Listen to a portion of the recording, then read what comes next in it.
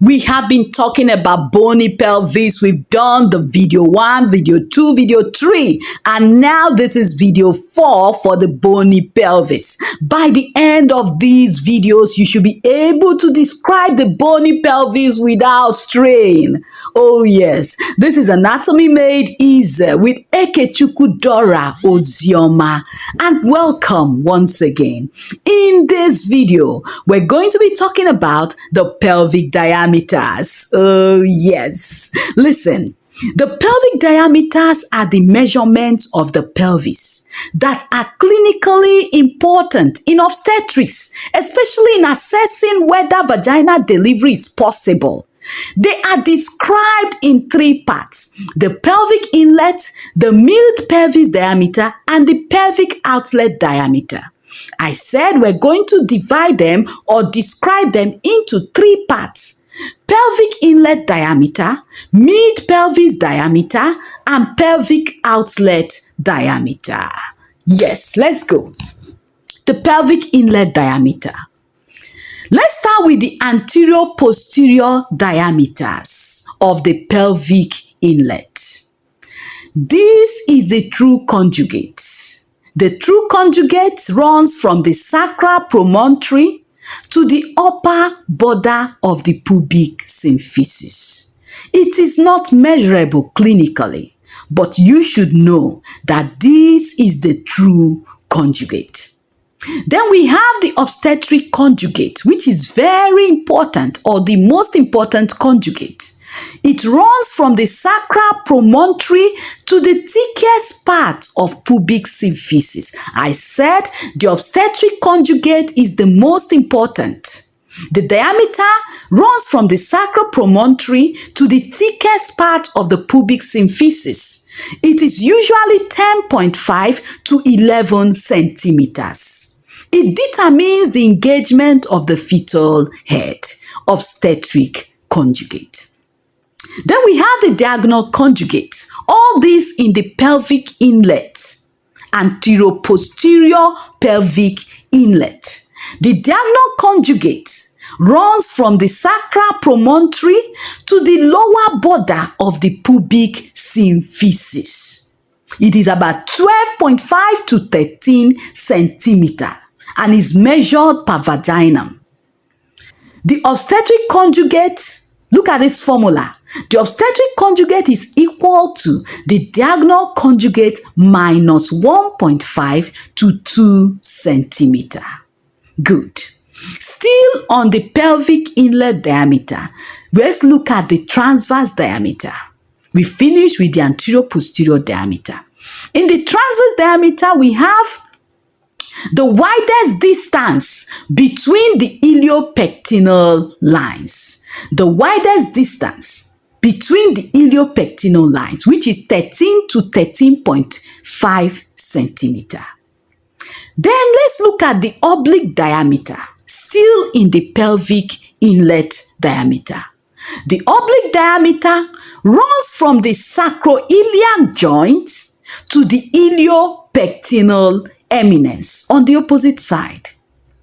It is 12 to 12.5 centimeters, and that is it for the pelvic inlet diameters. Remember, 3: anterior-posterior diameter, which has the obstetric conjugate, the anatomical or true conjugate, and the diagonal conjugate. Then the transverse diameter and the oblique diameter. These are the 3 pelvic inlet diameters: anterior-posterior diameter, transverse diameter, and oblique diameter. The second diameter is the mid-pelvic diameter, or the pelvic mid-cavity diameter. In this one, we have 2: transverse diameter and anterior-posterior diameter. In the mid-cavity diameter, the transverse diameter is also referred to as interspinous diameter. It is the distance between the 2 ischial spines. It is 10 to 10.5 centimeters. It is the narrowest part of the pelvis. The interspinous diameter is the narrowest part of the pelvis. Then we have the anteroposterior diameter still in the mid-pelvis diameter. It runs from the lower border of the pubic symphysis to the sacrum, S4 level of the sacrum. I said from the lower border of the pubic symphysis to the S4 level of the sacrum. That is the anteroposterior diameter of the mid-pelvis. It is about 11 to 12 cm.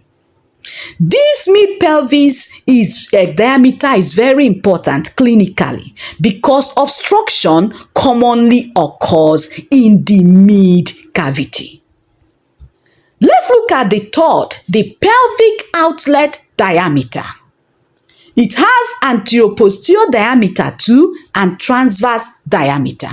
So in the pelvic outlet diameter, we have the anteroposterior diameter, which runs from the lower border of the pubic symphysis to the tip of the coccyx.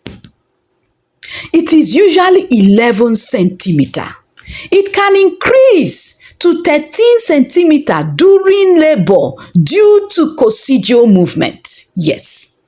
Then the transverse diameter of the pelvic outlet, it runs between the ischia tuberosity, the distance from one ischia tuberosity to another. It is usually 10.5 to 11 centimeters. Now, you have heard what I've said about the pelvic diameters. We have the pelvic inlet diameter, the mid-pelvic diameter, and the pelvic outlet diameters. Each of these diameters, we have the anteroposterior diameter and transverse diameter. Now you've seen that the pelvic inlet has the obstetric conjugate, which is 10.5 to 11 cm. The pelvic inlet's transverse diameter is 13 to 13.5 centimeter. In the mid-pelvis, the interspinous diameter is very important. It is 10 to 10.5 centimeter. In the pelvic outlet, anteroposterior diameter is 11 to 13 centimeter. Also, the intertuberous, which is the transverse diameter of the pelvic outlet, is 10.5 to 11 centimeter. This is still Anatomy Made Easy with Ekechukwu Dora Ozioma. Listen, these pelvic diameters are clinically important because they help to assess the adequacy of the pelvis for childbirth. They predict obstructed or prolonged labor. They guide decision for vaginal delivery versus cesarean section. They are also important in antenatal and intrapartum care. Don't forget, the obstetric conjugate is the most important diameter. The interspinous diameter is the narrowest diameter, and the diagonal conjugate is measured clinically. Thanks so much for listening to Anatomy Made Easy. See you in the next video. Bye-bye.